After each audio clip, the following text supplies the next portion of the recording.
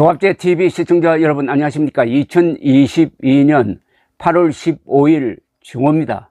해외에서 저희 방송을 많이 시청해 주시는데 정말 감사합니다. 오늘 광복 77주년, 건국 74주년을 맞았습니다. 저는 해방동입니다. 1945년 10월에 났습니다.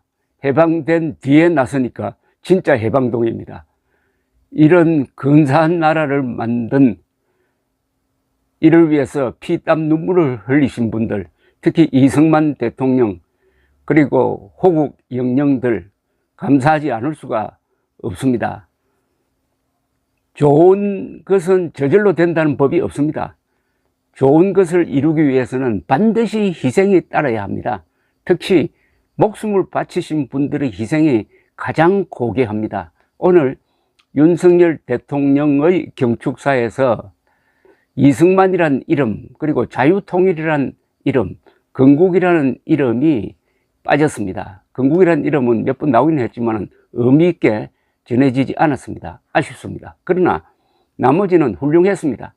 독립운동을 한 것은 전체주의 만들려고 한 게 아니다 라고 규정한 것이라든지, 독립운동은 자유를 되찾고 자유를 지키고 자유를 가꾸고 자유를 확대하는 과정이다. 지금도 우리가 독립운동하고 있다라는 개념 규정은 아주 근사했습니다.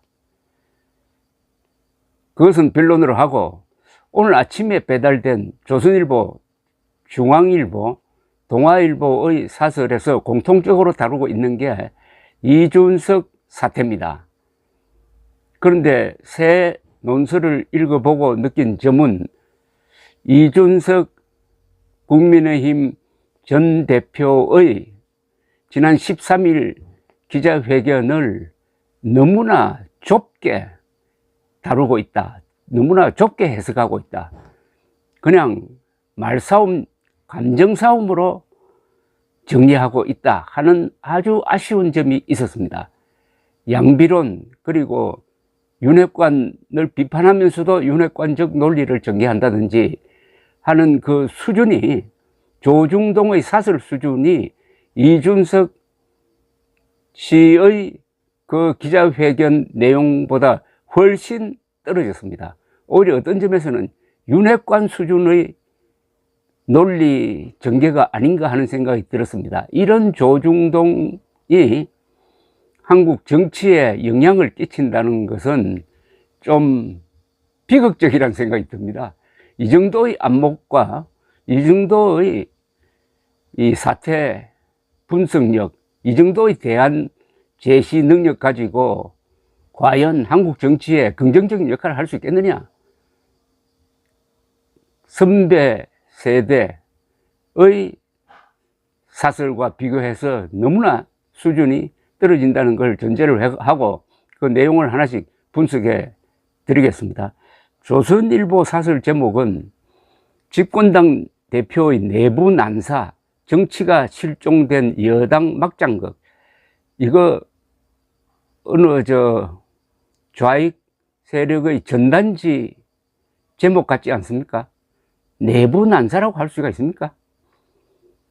이준석 당대표가 말한 내용 중에 무슨 XX로 표기해야 할 만한 그건도 있었지만, 대부분의 내용은 아주 명석한 분석이고 또 명확한 대안 제시가 있었습니다. 그리고 보수 세력에 대한 비판이 있었습니다. 이걸 내부 난사란 이 말로 완전히 무효화시킬 수가 있습니까? 여당 막장극이라고 할 수 있습니까? 이것은 오히려 여당 내의 건전한 토론 과정이다, 민주주의적 토론 과정이다, 이렇게 볼 면이 더 많은 거 아닙니까? 어떻게 막장극이라는 표현을 합니까? 그러니까 그 내용 전체가 아주 속 좁다, 편향되어 있다, 이렇게 보입니다. 자기가 몸담았던 당과 대통령을 향해 화살을 마구 쏘는 것은 당대표 출신이 해서는 안 될 일이다. 분노와 복수심으로 가득 찬 감정풀이로밖에 보이지 않는다. 뭐 등등 이런 겁니다. 대통령실과 여당 지도부는 이런 내분이 2달 넘게 악화되도록 무엇을 했는지 묻지 않을 수 없다. 그럼 그 기간에 조선일보는 뭘 했습니까? 조선일보는 이런 식으로 무리하게 이준석을 몰아내면은 반드시 이준석의 역공이 들어올 것이다. 그런 충고했습니까? 안 했습니까? 윤 대통령이 이 전 대표를 만나 허심탄회하게 대화하고 감정을 풀었다면 이런 극단적 상황까지는 가지 않을 수 있었다. 그렇게 사실을 서세야죠. 대통령실과 여당 지도부의 정무 기능이 사실상 정지돼 있었다는 지적을 피하기 어렵다. 이로 인한 국정 혼란은 결국 국민 피해로 돌아갈 것이다. 뭐 하나만한 이야기입니다. 그러면 왜 조선일보 사설은 어제 비록 이준석 씨가 XX 같은 이야기를 했지만은 일관되게 주장하고 있는 것은 당내 민주주의가 실종되었다. 당내 민주주의가 실종되면 어떻게 자유민주주의를 지킬 수 있느냐 하는 이 화두에 대해서는 한마디도 하지 않습니다. 그 다음 중앙일보를 한번 보겠습니다. 이준석 윤핵관 권력 다툼으로 무너지는 국민의 힘, 이런 내용인데, 대통령 선거와 지방선거를 연거푸 이긴 정당인가 싶을 정도로 선거 승리 연합을 해체하면서까지 권력 투쟁에 빠져드는 것은 기가 찰 정도이다. 영선인 윤석열 대통령의 정치 이해도 부족과 이른바 윤핵관들의 과도한 권력 욕심을 비판하지 않을 수 없다. 특히 이준석 대표를 몰아내는 과정은 대단히 거칠었다. 하지만 이 대표의 책임 또한 적다고 보기 어렵다. 이렇게 이제 전형적인 양비론입니다. 이 대표의 60여 분간의 장광설은 그가 대단히 독특한 사고를 하는 정치인임을 다시금 보여주었다. 그러나 이것뿐만이 아니죠.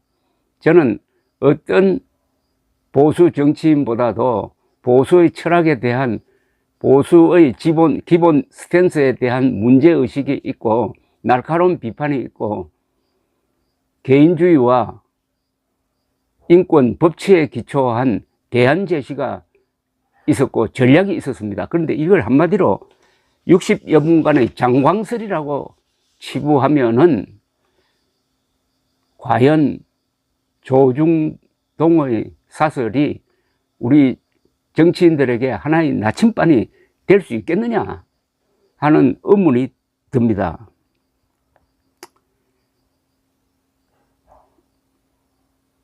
그러나 피해자를 자처하며 윤 대통령과 윤핵관을 공격했다. 끝까지 싸울 것이고 그들이 가장 두려워하는 방식으로 하겠다고 했다. 윤 대통령을 겨냥해서는 양두구육이란 비유를 들며 뭐 XX 이야기를 했다. 이런 걸 사설에서 굳이 길게 다룰 필요가 있는지, 그것보다는 본질적인 문제 제기가 있었지 않습니까? 그것을 짚어주는 게 기사와는 다른 사설 쓰는 분들 다 고참 기자 출신인데 의 역량 아니냐 하는 생각이 듭니다. 그 다음 동아일보 사설은 윤정부 100일 혼선과 내분 다시 시작한다는 각오로 쇄신하라 입니다. 뭐 전과 비슷한데요.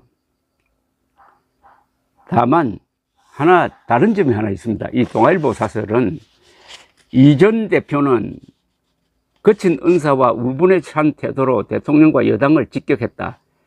그런 분란의 정치는 여권 내부의 공감을 얻기 어려울 것이다. 하지만 요 뒤부터가 조금 다릅니다. 하지만 그가 던진 각종 문제 제기, 특히 극렬 지지층이 아닌 보수의 저변을 넓히는 정치와 건강한 당정 관계에 대한 주문 등은 뼈아프게 들어야 할 대목이다. 요거는 중앙조선 사설에 없는 겁니다. 하지만 그가 던진 각종 문제 제기, 특히 극렬 지지층이 아닌 보수의 저변을 넓히는 정치와 건강한 당정 관계에 대한 주문 등은 뼈아프게 들어야 할 대목이다. 요 정도가 조중동 3대 신문의 사설에서 건질 수 있는 영양가 있는 문장이었다고 하면 좀 서글픕니다. 조중동 사설 쓰시는 분들에게 묻고 싶습니다. 지금 윤석열 대통령의 이 혼란, 지지율 급락에서 제일 중요한 게 무리한 청와대 이전이었다고 생각하지 않습니까? 그런데 무리한 청와대 이전을 반대했습니까? 아니면 응원했습니까? 윤석열 대통령이 청와대 이전의 제1명분으로 삼은 청와대는 제왕적 권력의 상징이었다는 말에 동의합니까? 박근혜가 제왕적 권력이었습니까? 이명박이 제왕적 권력이었습니까? 김영삼이 제왕적 권력이었습니까? 제왕적 권력이었으면 세습을 해야 될 것 아닙니까? 그리고 제왕적 권력은 청와대에서 나오는 게 아니죠.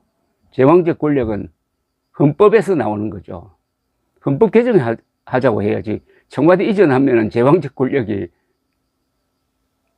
사라집니까? 지금도 윤석열 대통령 보고 제왕적 권력이라고 비판하지 않습니까? 지금 윤석열 대통령이 이준석을 딱 찍어서 몰아내라 라는 지시를 내렸다는 건데 이게 제왕적 권력 아닙니까? 그럼 제왕적 권력의 상징이 이제 옛날 국방부 건물이 되게 생겼습니다.